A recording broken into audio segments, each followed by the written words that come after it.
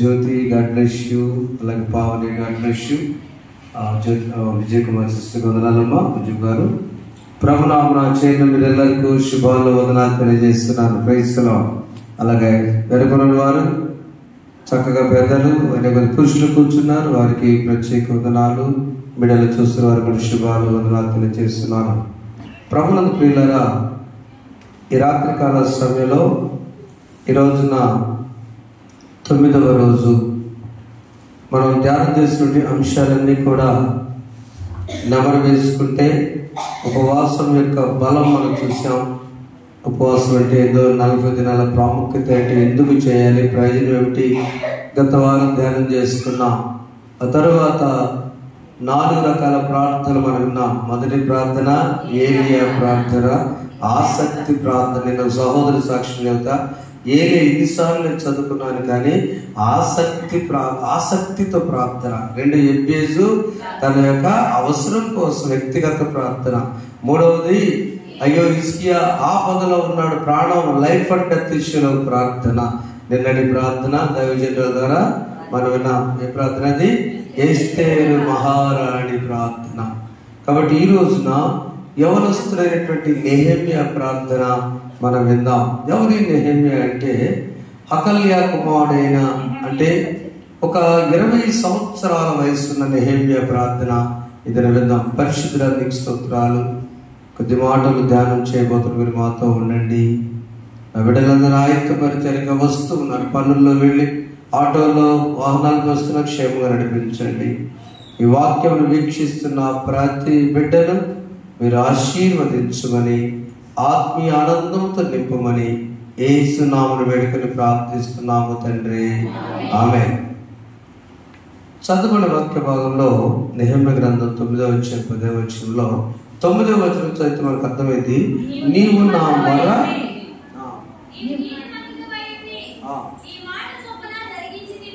నీవు నీతిమంతుడవై ఉండి నీ మాట చొప్పున జరిగించితివి. ఐగుప్తులో మా పితరులు పొందిన శ్రమ నీవు చూచితివి. ఎర్ర సముద్రము వద్ద వారి మొర నీవు వింటున్న. తర్వాత కింది 10 వచనం చదువు రాసుకున్నా చాలు. ప్రియమైన వాళ్ళారా, ప్రార్థన వేరు, మొర వేరు. విజ్ఞాపన చేయటం వేరు. ప్రార్థన అంటే నోరు తెరచి అడుగుట. మొర అంటే నోటిలోంచి మాట రాకుండా కన్నీరు మాత్రమే కాల్చుట. There is no other way. మరొక మార్గం లేదు, మరొక ఆలోచన కూడా లేదు. ఇది జరగకపోతే నా పరిస్థితి ఏమైపోతుందో. అది ఆపరేషన్ అవ్వచ్చు, పంట చేలో ఉన్నప్పుడు వర్షం కురుస్తుంటే అవ్వచ్చు, అన్ని కుదిరిన తర్వాత ఏదైనా ఆటకు వస్తే ఉద్యోగుల సమస్య అనుకోవచ్చు, అంత రెడైన వివాహం అయిపోతుంటే ఇంకెందుకు ఈ మంచి వచ్చిందయ్యా, ఇది జరిగితే నా బిడ్డ వివాహం జరగదు. ఏదైనా కానీ there is no other way. అప్పుడు చేసే దాన్ని మొర అంట. ఆ మొర ఇశ్రాయేలు పితరులు, వారి పితరులు పట్ల. నెహెమ్యా ఈ గ్రంథం అంతా కూడా యవనస్తులకు సాదృశ్యం. 20 సంవత్సరాలు నెహెమ్యా, వారి పితరులు అంటే ఆయనకి ఇష్టం, వారి సొంత దేశం అంటే ఇష్టం, సొంత జనం అంటే ఇష్టం. 20 సంవత్సరాల వయసు ఆయన మాట్లాడే మాటలు కాదు, ఆయన మాట్లాడే మాటలు. 20 సంవత్సరాల వయసు వాళ్ళు విచ్చలవిడిగా ఆడుకుంటారు, ప్రేమలో ఉంటారు, బాధ్యత తెలియదు వారికి, తల్లిదండ్రులు ఏమైనా పర్వాలేదు అనుకుంటారు. అలా పెరగలేదు నెహెమ్యా. నెహెమ్యా దైవత్వంతో పెరిగాడు. ఒక బానిసగా చెరపట్టబడ్డారు. ఆ రోజుల్లో యుద్ధం చేస్తే కుర్రాళ్ళు తీసుకెళ్ళాడు ఒక దేశం వాడు. తెలుసా చెర అంటే? ఏనా అర్థమైందా? ఈ దేశం పాకిస్తాన్ మనం గెలిచారనుకో, ఉదాహరణ, మనం వాళ్ళు తీసుకెళ్ళి ఏమైనా చేసుకోవచ్చు. అలా ఉండే పరిస్థితుల్లో ఈ యవనస్తుడు రాజుగారి దగ్గర నమ్మకంగా ఉన్నాడు. ఈరోజు నెహెమ్యా ప్రార్థనలో పితరులకి ఏం జరిగిందంటే 9వ వచనంలో వారికి ఎర్ర సముద్రం ఎదురైంది, 6 లక్షల మంది చనిపోతారు. ఒకరు కాదు, ఇద్దరు కాదు, 6 లక్షల కాలిబలం అంటే నడవలేక ఉయ్యాల్లో ఉన్నవాళ్ళు, ముసలోళ్ళు, తొట్టిల్లో ఉన్నవాళ్ళు చాలా మంది ఉన్నారు. నడకగలిగిన వాళ్ళు 6 లక్షల మంది ఇశ్రాయేలు ఉన్నారు. వీరందరూ సముద్రం కూడా చనిపోవడం. అప్పుడు మొరటి అర్థం చేసుకోండి. ఒకరితో చనిపోతేనే, ఒక ఊరు చనిపోతేనో, 10 మంది చనిపోతేనో, కరోనా వల్ల కుటుంబ సభ్యులు చనిపోతేనో మనం ఏడుస్తూ ప్రార్థన చేస్తాం. కానీ ఎంతైనా చూస్తూ ఉన్నవాళ్ళు ఏదైనా అయితే మనం ఏడుస్తాం కదా, తెలియని వాళ్ళని ఏడుస్తాం. అలాంటి మొర ప్రార్థన. ఒకసారి నెహెమ్యా గ్రంథం చూస్తే 1వ అధ్యాయంలో అక్కడికి బంధువులు వచ్చారు నెహెమ్యాను చూడటానికి. బంధువులు వచ్చినప్పుడు ఆయన ఏమంటున్నాడంటే, వారందరూ వచ్చి రాజుగారి దగ్గర నెహెమ్యా నమ్మకంగా ఉన్నాడు. మొదటిగా నెహెమ్యా వయసు ఎంత చెప్పాను? 20 సంవత్సరాలు. కిస్లేవ్ మాసం అంటే నవంబర్ మాసం. అది ఆ నవంబర్ మాసం టైంలో బంధువులు వచ్చారు వేరే దేశాల నుంచి. వస్తే నెహెమ్యా రాజుగారి దగ్గర హ్యాపీగా ఉన్నాడు. వాళ్ళు వచ్చి చెప్తున్నారు, అయ్యా నువ్వు బాగానే ఉన్నావు, చాలా హ్యాపీగా ఉన్నావు. అక్కడేమో మనకి యెరూషలేము చుట్టూ ప్రాకారములు పడిపోయినాయి. ప్రహరీ పడిపోతే కీడు. రెండవది గుమ్మములు కాల్చబడ్డాయి అగ్ని చేత. ఆ గుమ్మాలు వెళ్ళేటప్పుడు చాలా ఆశీర్వాదకరంగా వెళ్ళండి రండి అంటూ ఉంటారు. ఏదైనా పట్టణానికి వెల్కమ్ పెడతారు, స్వాగతం. బాపట్ల పురకాల సంఘం, తెనాలి పురపాలక సంఘం, లేదా కొన్నూరులో రాస్తారు. పెద్ద ఆర్చి ఉంటుంది. రేపల్లి కూడా ఆర్చి ఉంటుంది. గుంటూరుకి మన బ్రిడ్జి దగ్గరే రాశారు, వెల్కమ్ టు నగరపాలక సంస్థ. అలా వెల్కమ్ చెప్పేటువంటి గుమ్మాలు కాల్చబడ్డాయి. దేశం అంతా కీడు పరిస్థితిలో ఉంది. నీకే నువ్వు బాగానే ఉన్నావు ఇక్కడ అనగానే ఆయన మాత్రం బాగున్నాడా? నెహెమ్యా ఉద్యోగం ఎంతమంది తెలిసి చెప్పండి. ఏంటమ్మా నెహెమ్యా ఉద్యోగం? రాజుగారి దగ్గర గిన్నె అంటే అర్థం, రాజుగారి దగ్గర గిన్నె అందించట అని అర్థం ఏంటి మీకు తెలిసి చెప్పండి. రాజుగారు తినే భోజనంలో విషం పెడతారేమోనని కుక్కలకి వేసేవాళ్ళు ఆ భోజనం వరకు. ఆ కుక్క కనుక చనిపోతే రాజుగారు అన్నం తినేరు అక్కడ సెక్యూరిటీ. ఈ కుక్కకి రెసిస్టెన్స్ పెరిగిపోయి కుక్క చనిపోవట్లేదట, రాజుగారు చనిపోతున్నాడు. రాజా కుక్కకి నీకు సెట్ అవ్వట్లేదు, మనిషిని పెడదాం. ఆ భోజనం కనుక తింటే విషం ఉంటే ఆ మనిషి చచ్చిపోతాడు, ఇక నువ్వు బ్రతకొచ్చు అంటే రాజుగారి ప్రతి భోజనములో life and death issue Nehemiah. చావా బ్రతుక ప్రతి భోజనం తినేటప్పుడు, దేవా దీనిలో విషయం ఉంటే నాకు ఇదే చివరి, లేకపోతే నేను బ్రతుకుతా. తిని బ్రతికాడనుకో, అమ్మాయ్యా ఈరోజు నాకు వచ్చి. అలాంటి పోస్ట్లో ఉన్న నెహెమ్యా మీకు గిన్నెను వరకట్టు రాసి అలాంటి పోస్ట్లో ఉన్నప్పుడు దేవుడు తప్ప అంటే నాకు తెలుసండి. నెహెమ్యా ప్రతిసారి మొరపెట్టాడు, అవునా? నేను ప్రార్థన చేయడం ప్రతిసారి కూడా ఆయనకు అలవాటు. ఇది లాస్ట్ భోజనమేమో అది మొర అంటే. ఆ మొర పెట్టినప్పుడు వీళ్ళొచ్చి అడుగుతుంటే, ఇప్పుడు చెప్పండి, సహోదరులు నా సహోదరులలో హానానీయుడు ఒకడును యూదులలో కొందరును వచ్చిరి. చెరపట్టబడిన శేషములో తప్పించుకొనిన యూదులను గూర్చియు యెరూషలేమును గూర్చియు నేను వారిని అడగగా, 3వ వచనం క్లియర్‌గా చదవమ్మా. వారు చెరపట్టబడిన శేషించిన వారు ఆ దేశంలో బహుగా శ్రమలు పొందుతున్నారు. మరియు యెరూషలేము యొక్క ప్రాకారము పడద్రోయబడినది, దాని గుమ్మములు అగ్ని చేత కాల్చబడినట్టు చెప్పినవి. 4వ వచనం చదవండి. ఈ మాట విన్నప్పుడు నేను కూర్చుండి ఏడ్చి పొరుగుని దుఃఖముతో ఉపవాసం ఉండి ఆకాశమున దేవుని ఎదుట విజ్ఞాపన చేశాను. 4 రకాల ప్రార్థనలు చేశాను. మొదటిది నిరాహార దీక్ష, కూర్చుంటాం అంటే ఇక దీక్ష స్టార్ట్ చేశాడు. అది ఈ వార్త ఏం చెప్పారు? అయ్యా ప్రాకారాలు పడిపోయినాయి, గుమ్మాలు కాల్చబడ్డాయి, ప్రశాంతంగా ఉన్నావు. ఈ మాటలు విన్నప్పుడు, దుఃఖకరమైన మాటలు విన్నప్పుడు నెహెమ్యా మనసులో, నేను అనవసరం ఈ పోస్టులో నా వారు అంత బాధకున్నాని కూర్చున్నాడు. దీక్ష ప్రార్థన. రెండవది ఏడ్చి నీటి ప్రార్థన. మూడవది ఉపవాస ప్రార్థన. 4వది విజ్ఞాపన ప్రార్థన. ఆయనకు అవసరం విజ్ఞాపన ఇతరుల కోసం చేసే ప్రార్థన. ఎప్పుడైతే ఈ ప్రార్థన చేశాడో ఇక ఈ ప్రార్థన చూసి ఏం చేస్తాడో తెలుసా? భయంకరుడైన గొప్ప దేవా, యెహోవా నా మొర లాలించెను, తన మహాదయను నన్ను గడిచెను. ఆహానికలది నహీనుడను నా దుహాయనే వని గ్రహించి మరిచెను యెహోవా నా మొర లాలించెను, తన మహాదయను నన్ను గడిచెను. నేను కూడా రాత్రి మొరపెట్టలేదు కానీ ప్రార్థన చేశాను. లైట్లు కనపట్లేదు ప్రభు, ఫ్యాన్ తిరగలేదని అమ్మగారి బాధ. దేవుని దాని రోజులు మా పెద్దలు కూడుకున్నారు. ప్రత్యేకించి కోట్సరావు గారికి వదనాలు, త్వరగా రమేష్ గారు, అలాగే అన్న మూర్తి అన్న, కొంతమంది సహాయపడ్డారు. చెప్పకూడదు ఒకసారి వారికి వదనాలండి. పెద్దలు అనుకుంటే ఏదైనా జరిగిందంటే, కోట్సరావు గారు ప్రత్యేక వదనాలు. ఏదైనా జరిగిందంటే సమస్య తీసుకెళ్ళాలి దగ్గర తీసుకెళ్ళాలి. స్విచ్ గట్టిగా పెట్టారు అమ్మగారు. అది సింపుల్గా మరిదాస్ గారికి ఎలా అంటే ఆ సమస్య పోయిందంటే, ఆ సమస్య ఎన్నో దినాల నుంచి చూస్తున్నారు. వాళ్ళు అడగలేదు, వీళ్ళు చేయలేదు. సమస్య కనపడుతున్నప్పుడు సమస్యను తెలియపరచాలి. నేను కూడా అంతే, లైట్లు కనపట్ల అక్కడ పెద్దవాళ్ళకి అక్కడ లైట్లు, అయ్యా మీకు వచ్చిన సంవత్సరం గారు మీకు 2 లైట్లు పట్టి చూడండి. దానియల్ గారి బదులు దానియల్ గారి సంతోషంగా బైబిల్ చదువు. మన మొర ఆలకించినప్పుడు మనం చాలా సంతోషం. అబ్రాహ్మణులు కూడా చెప్తారు, పాపం చెక్ చేసినప్పుడు మన మొర విన్నప్పుడు మనం చాలా సంతోషంగా ఉంటాం. కానీ ఆ మొర వినటానికి మనం ఏం చేయాలి?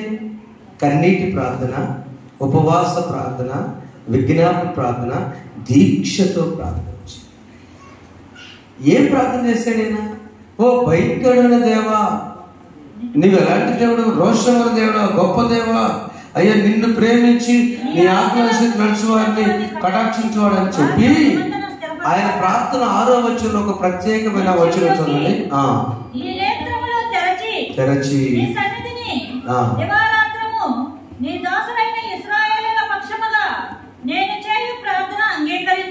అయ్యా వీరందరి పక్షంగా నేను ప్రార్థన చేస్తున్నా. నేను యోగ్యుడిని కాను, వయసు చిన్నదే, అయినా కూడా ఈ ఇశ్రాయేలీయులంతా కూడా వారు వేదనగా రోదనగా కన్నీటితో ఉన్నారు. కుమ్మాలు కాల్చబడ్డాయి. యెరూషలేము ప్రహరీ పడిపోతే చాలా కీడమ్మ. ఒక అతను చెప్పాడు, దేవాలయం ముఖ్యమా, దేవాలయం చుట్టూన ప్రాంగణం ముఖ్యం? ఏమంటుందండి? ప్రహరీ గోడ ఏది ముఖ్యం అంటే చాలా మంది దేవాలయం ముఖ్యం చెప్పారు. ఆ చివరిలో చెప్పాడు ఆయన, ఓకే కరెక్ట్, కొంతమంది ప్రహరీ చెప్పారు, చివరి చెప్పాడు 2 ముఖ్యం. దేవాలయం ఎంత ముఖ్యమో దేవాలయం చుట్టూనటువంటి ఆ ప్రాకారం, ఆ మంచి మాట ఏంటంటే ప్రాకారం కూడా ఎందుకు తెలుసా? నీవు రక్షించబడిన తరువాత దేవుని బిడ్డమై దేవాలయంతో సమానం. నీ రక్షణ కాపాడుకునే విశ్వాసం కూడా సమానమే. ఇప్పుడు అర్థం చేసుకోండి. నీ ప్రార్థన విశ్వాసత చేస్తే యేసు ప్రభు వారు బైబిల్లో ఎన్నిసార్లు చెప్పినా నీ విశ్వాసమే నేను స్వస్థపరిచింది. ఒకవేళ నీకు లేదనుకో, పై కప్పు తీసి కింద చూస్తున్నారే, వారి విశ్వాసం చూచి పక్షివాయువు దేవుడు, అవునా? అర్థం కాలేదమ్మా? ఏందన్నా విశ్వాసం వీడికి లేదు, తిరిగి ఏంటంటే మీరు చేస్తున్నారు, కప్పు తెస్తున్నారు. ఎంతమంది చూపించాను నేను, ఇది ఇప్పుడు దగ్గర నీ మొహం అనుకొని యేసు ప్రభు దగ్గర నేను దించితే వారి విశ్వాసం చూచి వీళ్ళు స్వచ్ఛ పాపం చేయకపోరా ఇప్పుడన్నా నమ్మని చెప్పి ప్రభు అనుకోవచ్చు. యవనస్తుల ప్రార్థన బలమండి. నేమే ఒక యవనస్తుడు తాను చేసిన ప్రార్థన 6వ వచనంలో, అయ్యా ఇశ్రాయేలు పక్షంగా నేను పాపము చేసిన దోషంలో నేను ఒప్పుకొనుచున్నాను, నేను నా తండ్రి ఇంటి వారిను చాలా అని చేశాడు పాపం. నేను నా తండ్రి ఇంటి వారిను, నా సొంత ప్రజలను, నా పితరులను నీ ఎదుట పాపం చేశారు, దోషం కూడా ఉంది. దోషం వేరు, పాపం వేరు, శాపం వేరు, మూడు ఉంటాయి. శాపం అంటే గెహాజీకి వచ్చింది శాపం. వద్దనుకున్న దాన్ని లాక్కొచ్చుకున్న కాబట్టి నీ గాదర పాపం తరతరాలు. పాపం అంటే మనము స్వయంగా ఆయన దృష్టిలో దేవునికి దూరం అవటం. ఏదేని మనకు వచ్చే ఆధ్యాత్మిక పాపము, శరీరాశ, నేత్రాశ, జీవపడముతో వచ్చేది పాపం. దోషం అంటే కొన్నిసార్లు అది అనుకోని రీతిగా వచ్చి మీద పడి జరిగేటువంటిది దోషం. అర్థం కావడం చెప్తాను. శిల్పి ఒకసారి చేస్తూ ఉంటే ఆ రాయిలో ఎలా ఉందో ఖాళీ ఉంది, ఖాళీలో కప్పు దొరికి అమర శిల్పి చెక్కన, అది దోషం. ఆ శిల్పానికి దోషం అది. అది ఎట్లా అయిందో తెలియదు, అది ఎవరికి సైంటిస్ట్ పడితే దోషం.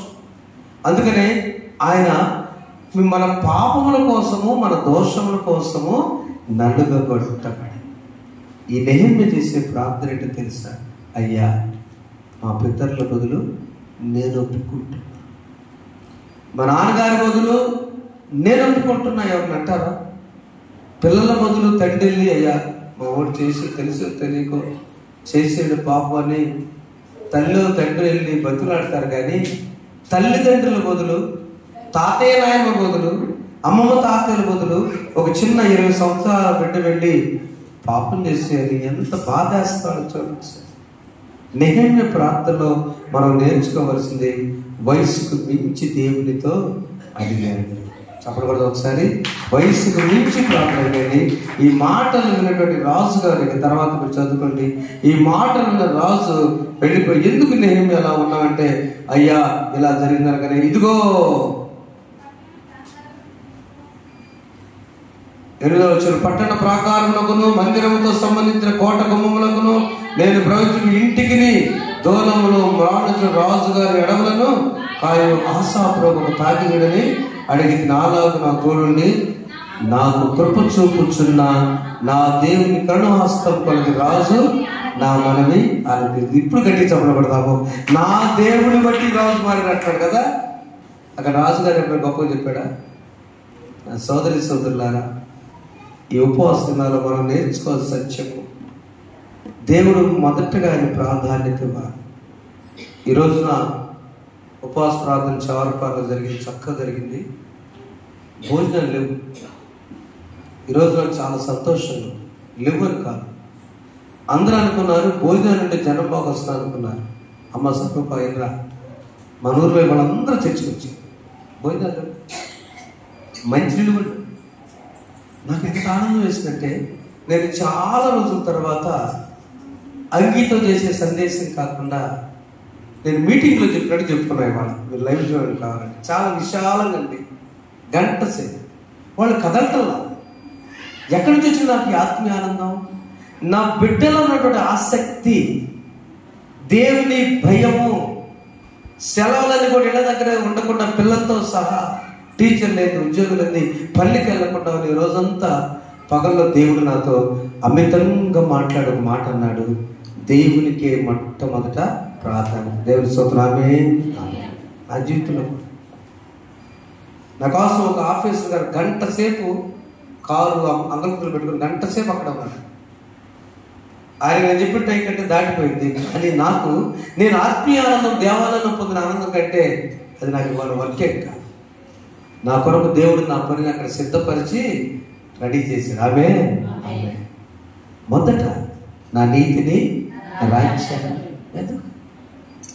నువ్వు ఎప్పుడైతే నీ మొర, ప్రార్థన కాదు, నీ మొర దేవుడికి వినబడాలంటే మొదట ఏం చేయాలంటే, నేను పాపము చేసి ఉన్నాను.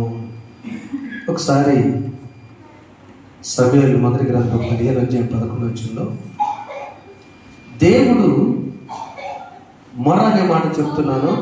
సౌలు చేసినందుకు దేవుడు చాలా బాధపడి పశ్చాత్తాపడి సమూయేలుతో చెప్పి, అయ్యా వెళ్ళిపో, నేను ఎంత మంచోడే, నేను రాజుగా చేశా, ఆ రాజు సరిలేడు సౌలు అనేవాడు అని సమూయేలుతో చెప్పగా, సమూయేలు ఏం చేస్తాడంటే ఆ రాత్రి ప్రార్థన చేస్తున్నాడు. చూడతారు, చదవరా. దేవుడు చెప్తున్నాడు, సౌలు నన్ను అనుసరింపగా ఉన్నాడు కనుక కనుక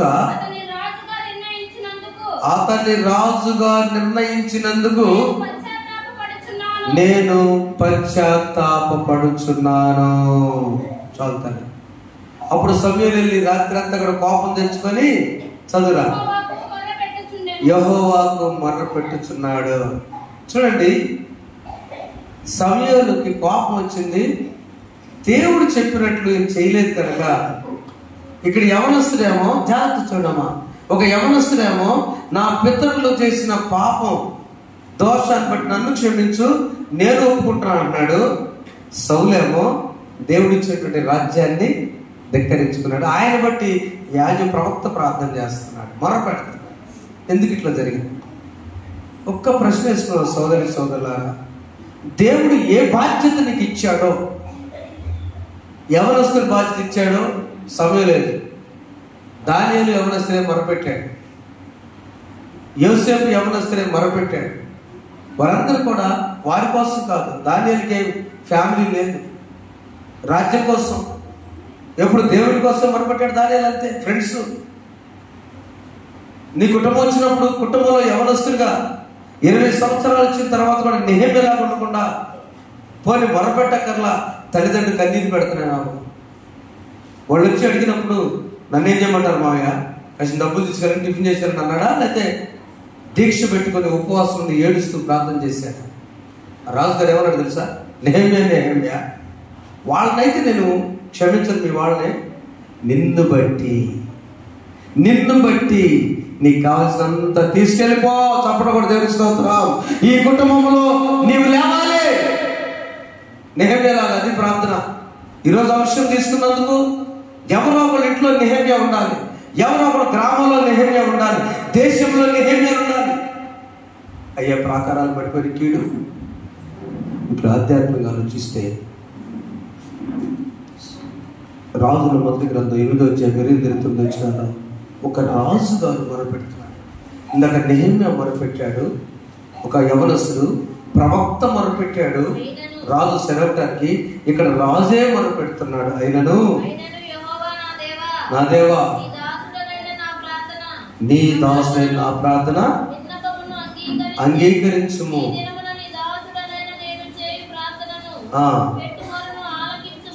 నేను పెట్టు మొర్రను ఆలకించు. చాలు. 30 వచ్చిన ఇంకా బాగుంది చదువురా. నీ దాసుడైన నేనును నీ జనులైన ఇశ్రాయేలును ఈ స్థలము తిరిగి విని ఆమేన్ ఆమేన్ అది లాస్ట్. మమ్మను క్షమించు, మా దోషాన్ని క్షమించు, మా పాపాన్ని క్షమించు.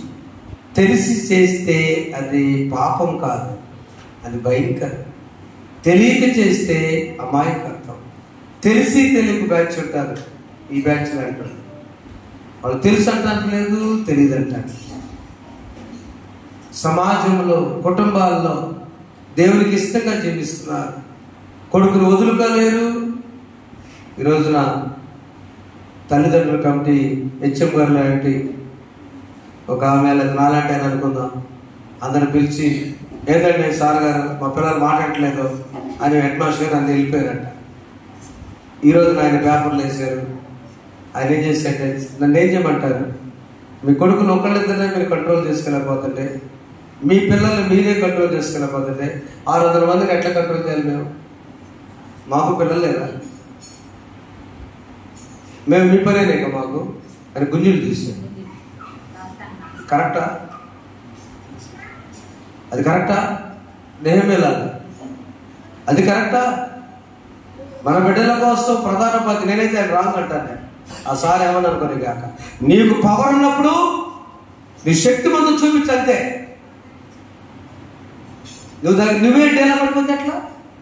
ఎస్ఐ గారు కూడా మాట్లాడేదాన్ని గుంజులు తీస్తే పోలీస్ స్టేషన్లో, ఎస్పీ గారు కూడా గుంజులు తీస్తే, నాన్నగారు కూడా గుంజులు తీస్తే మాట్లాడలేదని, తల్లి కూడా ఏడుస్తూ వంట చేసుకుంటే గుంజులు తీస్తే, నీ వల్ల తల్లి నేర్పిస్తున్నావా, తండ్రి నేర్పిస్తున్నావా, ఉపాధ్యాయులు నేర్పిస్తున్నావా? అర్థం చేసుకోండి, ఆ బిడ్డలు పెంచే బాధ్యత తల్లిదండ్రులది. చదువు చెప్పే బాధ్యత వీరిదే. వాక్యం చెప్పే బాధ్యత మాదే. గద్దించడమే మా పని, ప్రేమించడమే మా పని. అంతేనా? అడగొచ్చును, అయ్యగారు నీకెందుకు సార్ నీ పనులు చేసుకోరు అన్నాడు అనుకోండి, నేనేం చేయలేదు. నెహెమ్యాని రాజుగారు నీకెందుకు నెహెమ్యా, వాళ్ళు బాధపడి పడతారు నీకెందుకంటే, అయ్యా నా పితరులు అందరూ బాగుండాలి, నా కట్టడం బాగున్నప్పుడు వెంటనే నెహెమ్యాకి మెటీరియల్ గారు వెళ్ళిపోయాడు. గబగబా ఆ మెటీరియల్ ఇస్తుంటే వచ్చేది బ్యాచ్. ఇంద్రా నెహెమ్యా యెరూషలేములో ఎవరు లేనట్టు, అమ్మా యెరూషలేము అనకూడదు. ఇవాళ రైల్వే సార్ చదువు వాక్యం యెరూషలేము ఉందా లేదు? దీర్ఘం యెరూషలేము అనకూడదు, యెరూషలేము. అవునా? రూకు దీర్ఘం ఉంది. నేను చాలా సంతోషపడ్డా. ఆయన అంత క్లియర్ యెరూషలేము, యెరూషలేము, జెరూషలాగా. అలా ఉన్నప్పుడు ఈరోజు మనం చేసే ప్రార్థనలో ఏ ప్రార్థన చేద్దాం తెలుసా? యవనస్తుడా నీ కుటుంబ బాధ్యత తీసుకో. దేశం అట్లుంచి నీ బాధ్యత తీసుకో. నువ్వు ఏ దారి పోక ఉన్నప్పుడు నీ బాధ్యత తీసుకో. ఒక 20 సంవత్సరాలు నెహెమ్యా వల్ల రాజు మారాడు. మన బిడ్డలు ఎక్కడ పని చేస్తే అక్కడ క్రమం ఉండాలి. సభలో చెప్తున్నా, మంచాల శ్యామ్ పనిచేసే స్థలంలో ప్రతి విద్యార్థి శ్యామన్న అంట. నేను ప్రసంగం దర్శించి వచ్చాను. అన్న ఖాళీ ఉన్నప్పుడు బైబిల్ చదువుకుంటాడు, అన్న పదజాలం బాగుంటుంది అన్నంటే చెప్పడం నిజంగా మనవాడే. నేనేమి అలాగే గమనిస్తాను సోదరు. అలాగే మన పిల్లలు, సాధారణ పిల్లలు కూడా సినీ పరిశ్రమలు పనిచేస్తున్నా కూడా క్రమం ఇంత తప్పల. అదే సాక్ష్యం గర్వంగా చెప్పాను, పని అని చెప్పాడు. నేనే రామోజీ ఫిల్మ్ సిటీకి ఇంజనీర్గా నాకు అవకాశం వచ్చింది. సెట్ చేయడానికి రాత్రులు పగలంటే నాన్నగారిని అడిగాను, వద్దులేమ్మా అన్నాడు. సరే ఇంజనీర్ కదా, నేను కొంచెం తప్పని కాదు. అక్కడే నమ్మకం ఉన్నారు. ప్రియమైన దేవుని పెట్టారా, యవనస్తులే కాదు తల్లిదండ్రులు యవనస్తులను తయారు చేసే బాధ్యత మనం తీసుకున్నప్పుడు రాజుగారే మాట్లాడు, నీ విశ్వాస ప్రాకారం కట్టబడుగాక, నీ ఇల్లు మన చక్కబరచబడుగాక, నీ దేవాలయ ప్రాకారం నెమ్మది కలుగునుగాక. అదే ప్రార్థన చేసుకోండి. దేవుడు మొరలు ఆలకించే దేవుడు మన దేవుడు. బైబిల్ గ్రంథంలో అందరూ లేచి 34వ కీర్తన 15వ వచనం దయచేసి అందరూ లేచి నిలబడదాం. 34వ కీర్తన. దేవా మా ప్రార్థన ఆలకించు. నెహెమ్యా పితరుల కోసం ఏడ్చి కన్నీరు కాల్చి పశ్చాత్తాపడి ఉపవాసం ఉండి, అయ్యా నేను చేయలేదు కానీ నా పితరుల పక్షంగా నేనే ఒప్పుకుంటున్నానని ఏ విధంగా ప్రార్థన చేశాడో ఒకసారి 34:15 చదువున్నాను. అందరు చదువుకుందాం తల్లి. ఒకసారి అందరు చదువుమా. యెహోవా దృష్టి నీతిమంతుల మీదనున్నది, ఆయన చెవులు వారి మొరలకు ఒగ్గి ఉన్నవి. ప్రార్థన చేసుకుందాం. సహనా సిస్టర్ వచ్చి చిన్న ప్రార్థన చేస్తారు, అర్థం చేస్తారు. చిన్న ప్రార్థన చేసుకుందాం. దేవా మమ్మల్ని లక్ష్యం బిడ్డలు ఎగ్జామ్స్ రాసి యవన బిడ్డలలో స్విచ్ఛండిగా తిరుగుతుంది. నెహెమ్యా లాంటి ప్రార్థన ప్రతి కుటుంబంలో యవనస్తులు చేయాలి. వారి తల్లిదండ్రులు క్రమపరచుకోవాలి. వారి బిడ్డలను బాధ్యతగా పెంచాలి. భోజనం పెట్టిన వస్త్రాలు ఉండటమే కాదు, వారిని క్రమీకరణ చేసే బాధ్యత తల్లిదండ్రులది. దేవుడి దగ్గర ఒప్పుకో. యవనస్తులుగా పితరుల గురించి ఒప్పుకుంటున్నారు. ప్రార్థన చేసుకుందాం.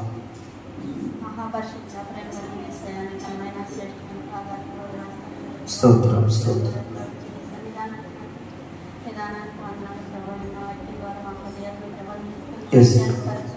జీవించే జ్ఞానం ధరించే ప్రభా నా తండ్రి, ప్రతి సంఘంలో ప్రతి కుటుంబంలో ప్రభా విషయం ఎలాంటి ప్రభా కలిగి బిడ్డలు ఎవరి బిడ్డలు ప్రభా నీ కృపలో ఎదుగుటకు మంచి జ్ఞానం ధరించే ప్రభా బిడ్డలు ప్రభా నీ ఎంతో పరివర్తన కలిగి జీవించే బిడ్డలుగా అనుగ్రహించబడించిన తండ్రి, నీకే వందనాలు చెల్లించుకుంటున్నాను తండ్రి. ప్రతి ఒక్క విషయంలో తోడుగా ఉన్నాడు అయ్యా, మాతో మాట్లాడాడు అయ్యా. అప్పుడు దాకా నేను మర్చిపరిచేన్నాం ప్రభా.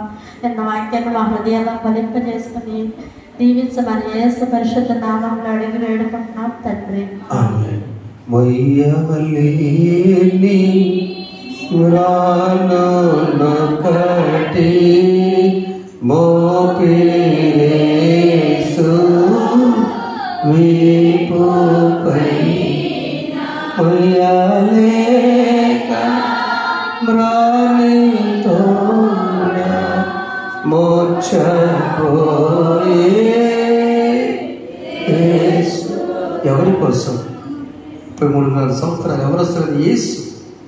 ఆనాడు నెహెమ్యా ఏ విధంగా తన ప్రజల కోసం ప్రాకారం పడిపోయినాయి, కీడు ఉండకూడదని ప్రార్థన చేస్తే రాజు మనస్సు ఎలా మారి ప్రాకారం తిరిగి గొర్రె నిర్మాణం జరిగినావో, గుమ్మములు తిరిగి కట్టబడ్డావో, యేసయ్య నీ కొరకు నా కొరకు మన కుటుంబాల కోసం ఆయన మన బదులు ఆయన క్షమించమని కోరుతున్నాడు.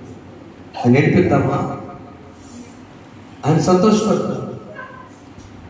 పరిశుద్ధుల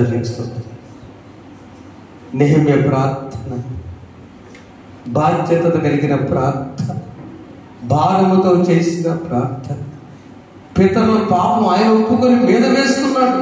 తను శాపానికి గురైన పర్లేదని వేసుకుని చేసిన పశ్చాత్తాప ప్రార్థన, కన్నీటి ప్రార్థన, ఉపవాస ప్రార్థన, దీక్ష ప్రార్థన. నాయన, ఆనాడు ప్రాకారాలు కట్టబడ్డాయి, ఈనాడు విశ్వాస ప్రాకారాలు కట్టబడి మా జీవితాన్ని క్రమశిక్షణ జీవితంగా ఒక యవనస్తుడు ఎలా మొరపెట్టాడు అలాంటి మొరపెట్టే బిడ్డలు మా బిడ్డలందరూ చేయమని, ఏదైనా వ్యతిరేకతని క్షమించమని, ఇతని వాక్యంలో ప్రతి బిడ్డ బలపరచు. యేసునామం వేడుకొంచున్నాం తండ్రి, ఆమేన్. పరలోకమందున్న మా తండ్రి, మీ నామము పరిశుద్ధపరచబడుగా, మీ రాజ్యం వచ్చుగా, మీ చిత్తము పరలోకమందు నెరవేర్చినట్లు భూమి యందును నెరవేరునుగా. మా దాన్ని మాకు దయచేయి, వాడల అపరాధములు చేసిన వారు మేము క్షమించిన ప్రకారం మా అపరాధములను క్షమించు. శోధనలు తేక దుష్టుని మమ్మల్ని తప్పించు. రాజ్యము, శక్తియు, మహిమయు నిరంతరం నీవేనవి. ఆమేన్. మన తండ్రి అయిన దేవుని ప్రేమ, ప్రభువైన యేసుక్రీస్తు వారి కృప, పరిశుద్ధాత్మ నేను సహవాసం ఇప్పుడు సదాకాలం మీకును మీ కుటుంబాలను మీకు కలిగిన సమస్తములకు తోడేయుడును గాక. ఆమేన్. శిక్షకు పాత్రుడనయ్యా రక్షణనే చేతివయ్యా, అక్ష